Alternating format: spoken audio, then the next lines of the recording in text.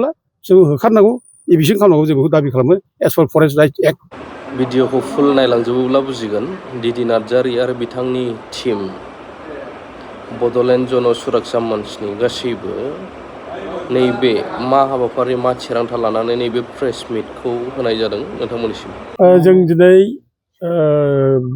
Bodoland territorial काउन्सिलनि जायनाखि फरेस्टनि council head of द department बेनाव जों दिनै मोनसे फल आप एक्सननि थाखाय मेम'रेन्डाम फैदों। फल आप एक्सना जाहैबाय बिथाङा जोंनो दाखालि 22 तारिखखालि 22 एप्रिल खालि मोनसे स्टिकनि कपि जोंनो हरदों। बे स्टिकआ जाहैबाय बे फरेस्टआव इसेबां इलिगेल भाबै हाबनानै थानाय इनक्ल'जारफोर दङ बेखौ होखारनो थाखाय बिथाङा बिटिसिनि प्रिन्सिपाल सेक्रेटारि स्टिक लिरदों होखारगोन होननानै बिथांमोना बुंदों। दा गथिखे बे स्टिकखौ लानानै जों दिनै बिथांखौ आरो जोङो मोनसे धन्यबाद ग्रेटिटिउड होनाय जाबाय जोंनि तरफनिफ्राय नोंथाङा जे जोंनि स्टिकखौ लानानै जों दाबि खालामनायखौ लानानै नोंथाङा एक्सन लानो नागिरदों बेनि थाखाय नोंथांखौ धन्यबाद आरो फल आप एक्सनखौ लानांगौ बिनि मेम'रेन्डाम आरो नोंथांमोनहा मोनसे टाइम बाउन्ड मोनसे माने पलिसि लानांगौ टाइम बाउन्ड पलिसि आरो जों बे इनक्रोचमेन्टफोरखौ जों दोननो नाङा होखारनांगौ जों बेखौ जोङो दाबि खालामबाय थादों। आरो थांनाय जायनाखि 17 तारिख एप्रिलाव रुनिखाता फरेस्ट अफिसखौ गाग्लोबनानै फरेस्ट अफिसनिफ्राय अस्त्र शस्त्र लुटपाट खालामनाय बे जायगायाव माने मटर गारि बुख्रुबनाय माने फरेस्ट फोर्स पुलिस फोर्स बेनि सायाव हामला खालामनाय बेफोर गिलु-बालु मोनसे आक्रमण बियो। बे आक्रमणनि स्टाइला खिन्थु साधारन स्टाइल नङा बेयो। आक्रमण खालामग्राफ्रा पाब्लिकआनो साधारन मानसियानो खालामदोंब्लाबो खिन्थु बे नेचार अफ माने एटाक बे नेचार अफ एटाकआ एक्चुलि जों जेराव बाहेरायाव जों नुयो मावबादि आक्रमण बेबादि आक्रमणनि स्टाइलखौ जों नुयो आरोखि। बेनिखायनो जों बेफोरखौ स्ट्रिक्ट भाबै दमन खालामनांगौ हमनांगौ एरेस्ट खालामनांगौ साजा होनांगौ जों बेखौ दाबि खालामदों। आरो फरेस्टआव इसेबां इलिगेल भाबै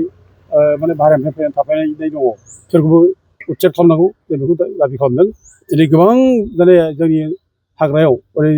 सोनाब संकस दैनिफ्राय सानजा मानास दैसिम बेयाव गोबां माने असिनाखि मानसिफोर हाबनानै दंफैयो जायफ्रा जोंनि जायगानि मानसिजों गोरोबा भाषाबो एखे नङा बिसोर हिन्दी रायज्लायग्रा। बेनिखायनो बिसोरबादि मानसिया जोंनि जायगायाव माबोरै थाफैखो बे मोनसे गिदिर कुइसन। आरो दिनै बिसोरबादि थानायनि थाखायनो दिनै जोंनि जायगायाव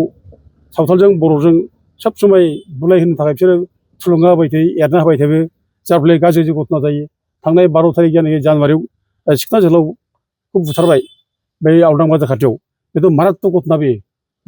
एखेबारे गिलु-बालु आक्रमण बे थागिबि फिसा बर' फिसाखौ गावनि जायगायावनो बाहेरा मानसिया फैनानै बुथारफैनाय खिन्थु आसरित बेथ' खोब गोरलै बाथ्रा नङा बे। बेफोरखौ जों नायनानै बे जायनाखि दसि मानसिफोरखौ हमनांगौ एरेस्ट खालामनांगौ आरो बिसोरनि गुदियावनो दं बे माने जोंनि बेरेखा थुना होग्रा बेफोरखौ जों हमनांगौ बेखौ दाबि खालामदों। आरो दिनै जों मिथिनायाव जायगानि मानसिफ्रा जेरै जों खोन्थाबाय थायो बे हाग्रा ओनसोलनि खाथि मानसिफ्रा बे हाग्रा ओनसोलाव सिलाय लायै माने गिलु-बालु अस्त्र लानानै गिदिंनाय हिनजाव हौवा माने लोगो मोनो बे बाथ्राखौ जोंनि सायाव खोन्थादों। आरो बेखौ मावबादि होननानै मानसिफ्रा सन्देह खालामदों आरो जागोन बे नंखायबो नङा। मानोना थांनाय 23 तारिख जायनाखि अक्ट'बर 2025 बेयाव सालाकाटि क'क्राझार रेलवे ट्रेकआव जि बमा होदोंमोन बे बमा होनायाव मावबादिखौनो होदों होननानै पुलिसफ्रा बुंदों। आरो मावबादिया सासे गावथारजादों आरो गोबां मावबादिया पुलिस रेड खालामना खारना गदों होननानै पुलिसफ्रा बुंदों। दा गथिखे बे मावबादि दङ होनना बुंनाया बे जोङो आं बुंनाय बा जोंनि टिमा बुंनायनि बाथ्रा नङा। मावबादि दं होननाय बाथ्रा बे पुलिसफोरनिनो बुंनाय पुलिसआ बुंदों मावबादि दं गोबां मावबादि खारना गदों। दा बेखायनो जायफ्रा बे हाग्रा ओनसोलाव सिलाय बाननानै थानाय सिलाय लानानै गिदिंनाय नुदों खोन्थादों बिसोरखौ मावबादि होननानै बयबो मानसिफ्रा सन्देह खालामदों। बेखायनो जों गभर्नमेन्टखौ जों माने रिकुवेस्ट खालामदों खावलायदों जाहाथे जेसेबां बे हाग्रा ओनसोलाव हाबनानै दं अस्त्र लानाय बिसोरखौ हमनांगौ बिसोरखौ माने एरेस्ट खालामनांगौ। आरो जेब्लासिम बिसोरखौ हमनो हाया जेब्लासिम बिसोरखौ माने जों बे जायगानिफ्राय फोजोबनो हाया अब्लासिम बे जायगायाव सान्थि गोजोना फैनाय नङा जों सानो मानोना बिसोरनो बे जायगायाव माने सादा सिदा सावथालफोरखौ थुना होनानै बर' बिरुदि खामानिखौ मावहैयो। बर' बेरेखा दिनै माने सावथालफोरनि गोसोआव सोना होदों। जोंहा सावथालजों बर'जों खुनु क्लेश जानाय बाथ्रा थानो नाङा। सावथाल बर' बे जायगायाव जों जि समनिफ्राय दङ खोब माने मिला प्रिति जों दङ अनलायनानै जों दङ।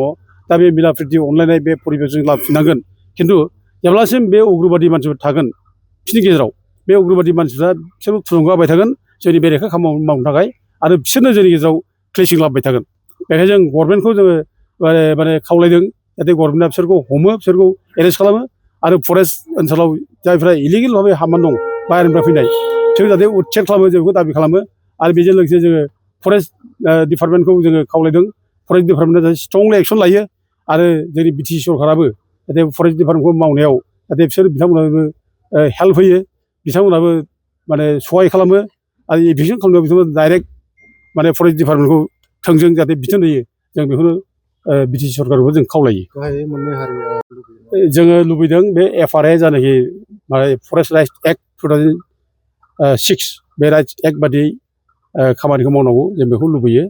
दा ट्राइबेल मानसि जों बर' फिसा बे जायगानि जों थागिबि फिसाखौ जोंनि सरकारा एसेबाबो एफायखौ जोङो माने नायलायगोन सोरबा जुदि खोब गाज्रिखौ एनक्रस खालामदोंब्ला जों बेखौ दस्रा जायगायावथ' लांनानै थिप खालामनो हायो बेखौ